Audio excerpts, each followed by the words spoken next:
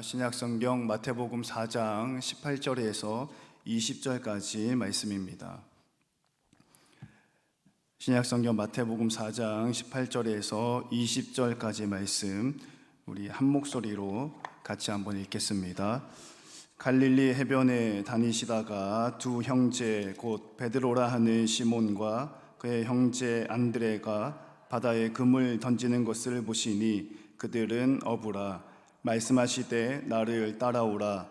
내가 너희를 사람을 낚는 어부가 되게 하리라 하시니 그들이 곧 그물을 버려두고 예수를 따르니라. 아멘. 할렐루야. 우리 옆에 계신 분과 한번 인사하겠습니다. 새벽에 보고 저녁에 보니 반갑습니다. 한번 인사할까요? 시작. 새벽에 보고 저녁에 보니까 너무 반갑습니다. 아멘. 우리 다시 한번 옆 사람에게 인사하실 때는 이렇게 인사하겠습니다. 내일 새벽에도 뵙겠습니다. 인사할까요? 시작. 내일 새벽에도 뵙겠습니다. 아멘. 할렐루야. 여러분들 입술로 고백하셨으니 또 도전하시고 또 하나님의 성전에서 기도하고 응답받는 저 여러분 되시기를 주님의 이름으로 축원합니다. 신앙의 목적을 분명히 하는 방법이라는 제목으로 하나님의 말씀을 선포합니다. 여러분, 아주 오래전에 베스트셀러였는데요, 리워렌 목사님께서 쓰신 책 중에 목적에 이끄는 삶이라는 책이 있습니다. 아주 간단하고 명료하고 이렇게 5가지 하나님께서 우리에게 주시는 인생의 목적에 대해서, 신앙의 목적에 대해서 이렇게 5가지 정도로 이렇게 잘 정리해서 이렇게 기록한 책이지요. 그리고 이 책이 베스트셀러가 되면서 그 책을 기반으로 해서 성경 공부 교재들도 많이 만들어져 왔습니다. 그러니까 그 책의 내용을 간략하게 요약을 하자면 하나님께서는 저와 여러분이 하나님께서 부리시는 그날까지 이 땅에서 우리의 삶에 원하시는 바가 있다라는 것이 책의 골자입니다. 그러니까 하나님께서 나로 하여금 예수 믿게 하신 데에는 구원받는 목적 이외에 또 다른 목적과 사명이 우리에게 있다라는 내용이겠죠. 그리고 이 목적, 그러니까 이 목표를 분명히 할 때에 우리의 신앙과 우리의 믿음은 흔들리지 않고 주님 부르시는 그날까지 완주할 수 있다라는 말씀이 됩니다. 바다 위에 이제 풍랑을 만나서 조난당하는 배가 있다고 생각을 해보면 폭풍우가 몰아치고 칠흑 같은 어둠이라 하더라도 그 조타수나 아니면 선장이 목적, 그러니까 목표, 등대의 불빛을 똑바로 바라보고 그 불빛에 시선을 고정하게 된다면 배가 잠시 기우뚱거릴 수는 있겠지만 분명하게 그 배는 살 수 있다라는 사실이죠. 그렇기 때문에 우리가 신앙생활을 하면서 하나님께서 나에게 주신, 또 우리 가정에게 주신, 그리고 또 우리 교회에게 주신 하나님의 목적과 목표를 발견하게 된다면 우리 신앙생활 하면서 여러 가지 어려운 일들을 겪는 건 사실이죠. 코로나19 그 누구도 예상하지 못한 사태를 겪으면서 경제적으로 어려움을 당하게 됐고, 또 잘하려고 아무리 애쓰고 노력해도 관계 안에 문제가 생길 수가 있고요. 또 세상에서 가장 어려운 것이 자녀 교육이라고 하잖아요. 그렇게 애쓰고 수고했는데 부모님들 뜻대로 되지 않은 경우들도 많이 만나게 됩니다.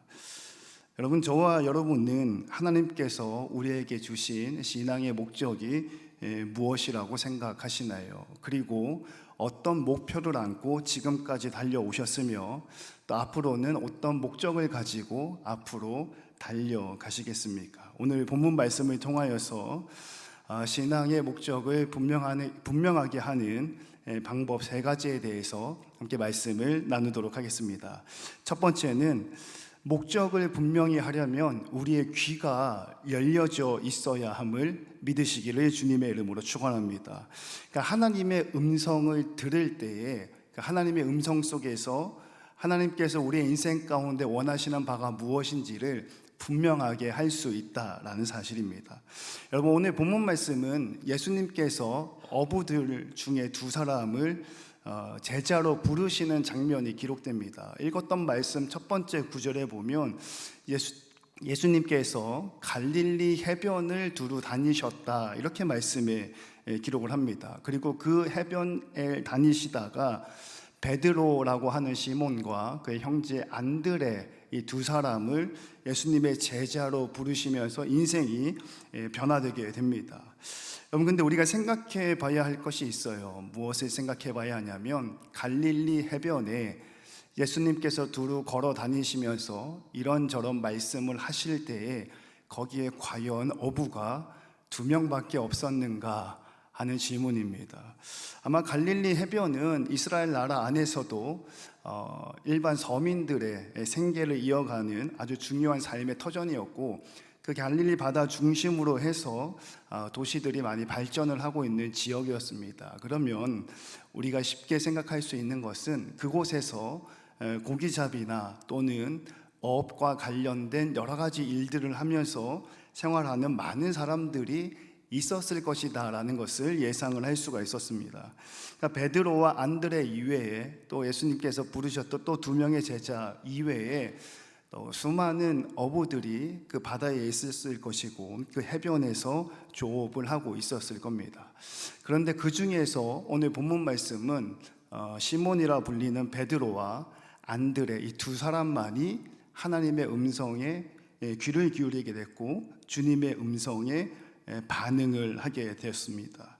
그러니까 주님의 음성을 들을 귀가 열려져 있어야 하고, 또 그 음성을 들었을 때에 반응할 수 있는 마음밭이 아름답게 일구어져 있을 때에 우리를 향하신 하나님의 크고 위대한 사명과 목적을 분명히 할 수 있음을 믿으시기를 주님의 이름으로 축원합니다. 여러분, 그렇다면 하나님의 음성은 언제 들을 수 있고 또 어디에서 들을 수 있을까요? 이제 부모하고 아이가 이제 같은 방에서, 같은 거실이나 같은 안방이나 같은 공간에, 집안에 같은 공간에 있을 때면 아이를 부르는 부모의 목소리를 어린아이들이 쉬이 들을 수가 있습니다. 근데 방을 따로 쓰게 되면, 이제 중학교에 올라간다거나 사춘기에 접어들면 가장 집에서 어려운 것이 엄마가 자녀에게 누구야 밥 먹자라든지 누구야 뭐 숙제해야지 하는 이야기를 이렇게 이름을 부를 때 그 자녀가 부모의 목소리를 듣지 못한다는 데 있다라고 합니다. 그러니까 같은 방, 같은 공간에 있으면 부모의 음성을 들을 수 있지만, 자녀가 다른 방, 다른 곳에 있으면 부모님의 음성을 듣기가 참으로 어렵다라는 거죠. 여러분, 이와 마찬가지로 우리가 하나님의 음성, 주님의 음성을 듣기 위해서는 하나님의 임재가 있는 곳, 하나님의 말씀이 있는 곳, 성령께서 운행하시는 곳에 저와 여러분이 있어야 됨을, 그리고 그것이 바로 하나님의 성전임을 믿으시기를 주님의 이름으로 축원합니다. 우리가 하나님의 성전에 나와야 할 이유가 바로 여기에 있습니다. 마치 부모와 아이가 한 방에 있을 때에 아이가 부모의 음성을 들을 수 있는 것처럼, 하나님의 임재가 있는 곳, 성령의 충만한 곳, 하나님의 말씀이 선포되어지는 하나님의 성전 안에 나오셔서 또 특별히 예배자로서 세워질 때에 하나님의 음성을 들을 수 있고, 주님의 음성을 듣게 될 때에 신앙의 목적을 분명히 할 수 있음을 믿으시기를 주님의 이름으로 축원합니다. 여기서 한 걸음을 더 나아가자면, 예배 자리에 왔을 때에 우리의 마음의 중심이 하나님을 향해 있어야 된다라는 사실이에요. 우리 교회에는 없는 것 같습니다만, 얼마 전에 목사님 설교 말씀 중에 예배를 드리는 신앙인의 태도 몇 가지에 대해서 이렇게 설명하신 적이 있어요. 굉장히 흥미롭게 재미있게 들었던 기억이 납니다. 그 중에 한 분류의 성도님들은 목사님이 말씀을 선포하실 때 이제 앉아서 이제 채점을 한다 그러죠. 지난주에 비해서 플러스야, 지난주에 비해서 좀 마이너스야. 여러분, 저는 어떤가요? 이제 조금 피곤해 보이나요? 이렇게 머리도 가다듬고 왔는데요. 다음 주에 올 때는 머리를 자르고 오도록 하겠습니다. 목사님 설교가 좀 좋아, 또는 조금 그렇지 못해, 이렇게 평가하면서 듣는 성도님들도 다른 교회에 많이 있다고 들었습니다. 여러분, 하나님의 말씀, 하나님 성전에 나와서 예배자로 세워질 때는, 하나님의 말씀이 선포될 때는 그 말씀이 내 삶 가운데에 이미 이루어졌음을 믿고 아멘으로 화답할 수 있기를 주님의 이름으로 축원합니다. 여러분, 모방은 창조의 어머니라고 했으니 제가 담임 목사님을 따라 이렇게 이야기해 보겠습니다. 제가 여러분을 축복할 때 아멘 하시면 하늘에서 큰 복이 임할 줄로 믿습니다. 하나님의 말씀을 사모하십시오. 예배의 자리를 지키십시오. 말씀을 사모하고 자리를 지키며 은혜 받기를 축복합니다. 이런 말씀의 은혜가 저와 여러분에게 함께 하시기를 주님의 이름으로 축원합니다. 여러분, 두 번째로 목적을 분명히 하려면 두 사람이 함께 해야 합니다. 여러분, 오늘 본문 말씀에 보니까 어부 두 사람이 예수님의 음성을 들었다 이렇게 나와요. 왜냐하면 주님께서 주시는 목적은, 하나님께서 주시는 사명감은 혼자 감당할 수 있는 것이 아니라 여러 사람이 협력해야지만 해낼 수 있는 위대한 사명이기 때문에 목적을 분명히 하려면 두 사람과 함께 해야 함을 믿으시기를 주님의 이름으로 축원합니다. 여러분, 유명한 심리학자 알프레드 아들러 역시 우리는 협력하면서 인생을 일구어 나가야 한다라고 말했습니다. 모세에게는 아론이라는 협력자가 있었고, 여호수아에게는 갈렙이, 다윗에게는 요나단, 오늘 본문 말씀의 어부였던 베드로에게는 그의 형제 안드레가 있었습니다. 예수님의 제자는 12명이었고요. 오순절 마가의 다락방에서 성령 받은 성도들은 120명가량 되었습니다. 그리고 하나님의 위대한 선교 역사를 써 내려갔던 사도 바울은 결코 혼자서 그 많은 일들을 감당하지 않았습니다. 주변에는 항상 도우는 손길이 있었고 협력하는 손길이 있었고 두세 사람 이상이 함께 연합하고 동력하고 동거할 때에 위대한 사도행전의 말씀이 쓰여진 줄로 믿으시기를 주님의 이름으로 축원합니다. 여러분, 저녁에 이렇게 집에 들어가시면 곧바로 주무시지는 않으시잖아요. 이렇게 야식도 좀 드시고, 저도 야식을 좀 끊어야 되는데요. 아마 집에 가면 동네 슈퍼마켓에 들리지 않을까 하는 생각을 합니다. 항상 고민이 돼요. 콜라가 있고요, 사이다가 있더라고요. 가격은 비슷한데 여러분들은 무엇을 선택을 하시겠습니까? 콜라든 사이다든 제가 선택하는 것은 1+1입니다. 하나 사면 하나 더 주는 거, 두 개 사면 하나 더 주는 거, 하나보다는 둘이 좋잖아요, 그죠? 여러분, 한 사람보다는 두 사람이 좋고요, 두 사람보다는 10사람이 좋고, 하나님의 사명은 혼자 해결할 수 있을 정도로 작지 않습니다. 여럿이 함께 애써야 완수할 수 있는 위대한 사명이자 높은 뜻을 가진 목적임을 분명하게 하고 연합하고 동력하고, 그리고 그렇기 때문에 교회에 올 때에, 그리고 예배의 자리에 올 때에, 또 기도할 때, 기도의 자리를 찾을 때에 혼자 오는 것이 아니라 한 사람 대 한 사람, 1+1을 꼭 실천할 수 있는 저와 여러분이 되어야 할 줄로 믿습니다. 여러분, 혼자 은혜 받는 것이 아니에요. 혼자 치유되는 것이 아닙니다. 나 혼자 응답 받는 것이 아니라 우리가 함께 은혜 받고 너와 함께 치유되며 함께 응답 받는 저와 여러분 되시기를 주님의 이름으로 축원합니다. 여러분, 그리고 세 번째, 목적을 분명히 하려면 버릴 줄을 알아야 합니다. 여러분, 하나님의 음성을 듣고 두세 사람이 함께 모였다면 이제부터는 내가 버려야 할 것들을 찾을 수 있어야 합니다. 오늘 본문 말씀 20절 말씀에 보면 예수님의 음성을 들은 두 어부들이 예수님을 따랐다 이렇게 말씀에 기록을 하고 있습니다. 그런데 성경 기자는 굳이 예수님을 따랐다라는 말씀 앞에 그물을 버려두고 예수님을 따랐다 이렇게 말씀에 기록을 하고 있어요. 어부에게 있어서 그물 가지고 있는 것은 너무나도 자연스러운 일이잖아요. 그런데 굳이 그물을 버려두고 예수님을 따랐다. 여러분, 어부에게 있어서 그물이 의미하는 바가 무엇일까요? 생계를 유지하는 수단이 될 수도 있겠고요. 여러 가지 이해와 해석을 가능하게 하는 부분입니다.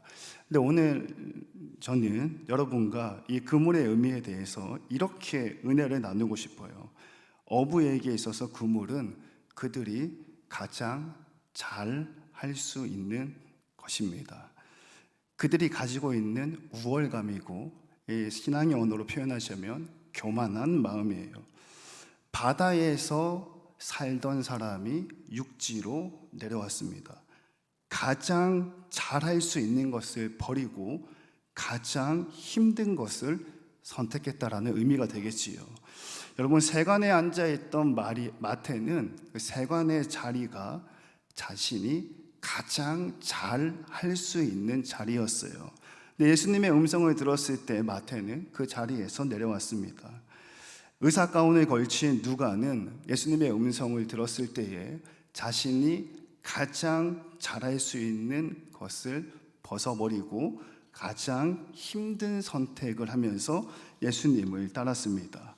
그러니까 주님 앞에서 나의 우월감을 버리고 열등감을 드러내는 것이 신앙의 목적을 아는 세 번째 방법입니다.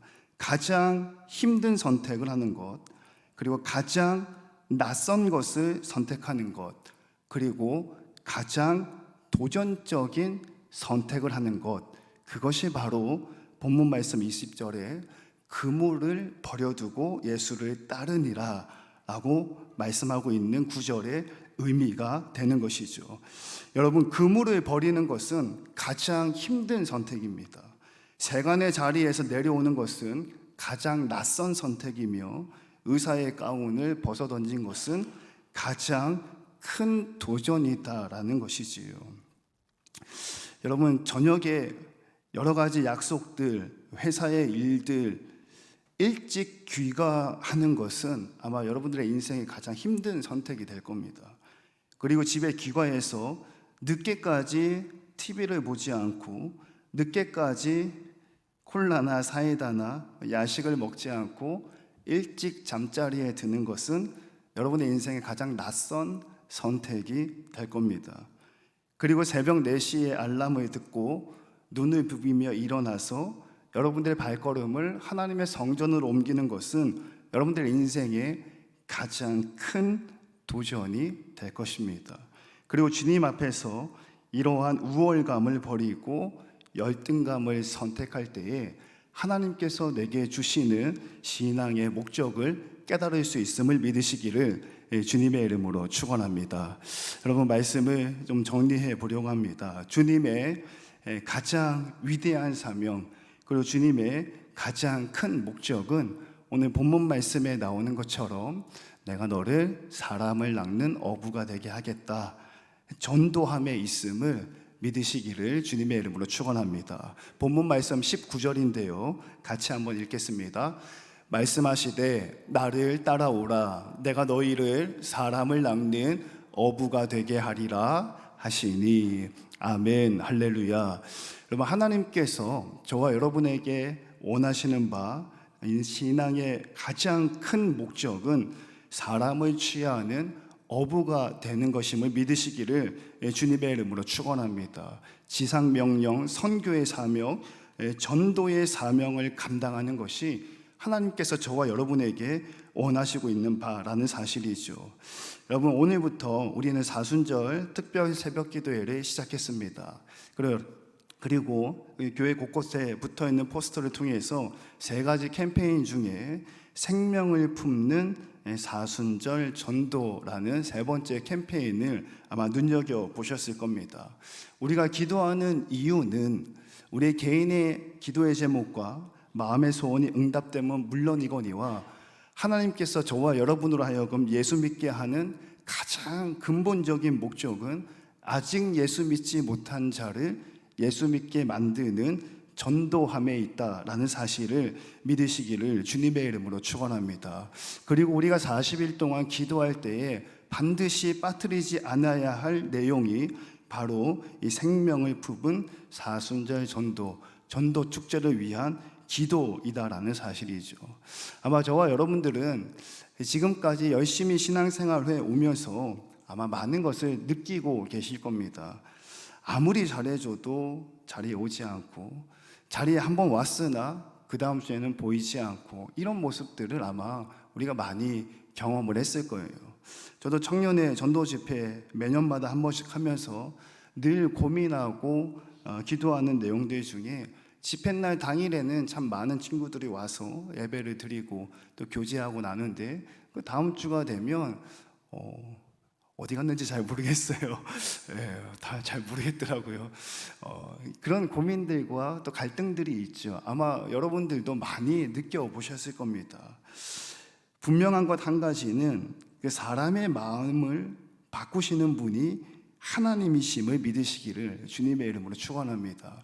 그리고 그렇기 때문에 우리가 새벽마다 기도해야 함을 또한 믿으시는 저와 여러분 되시기를 주님의 이름으로 축원합니다. 사랑하는 동강의 성도 여러분, 그렇습니다. 하나님께서 저와 여러분에게 예수 믿게 하신 이유는, 아직 예수 믿지 못한 자를 찾아가서 복음을 전해라 라는 위대한 사명임을 믿으시기를 주님의 이름으로 축원합니다. 여러분, 이 일을 위하여서 하나님의 음성에 귀를 기울이시고 두세 사람이 함께 모이시고 우월감이 아니라 겸손한 마음으로 주 앞에 엎드려 기도할 수 있는, 그리고 전도의 귀한 열매가 맺어지는 우리 교회가 되기를 주님의 이름으로 축원합니다.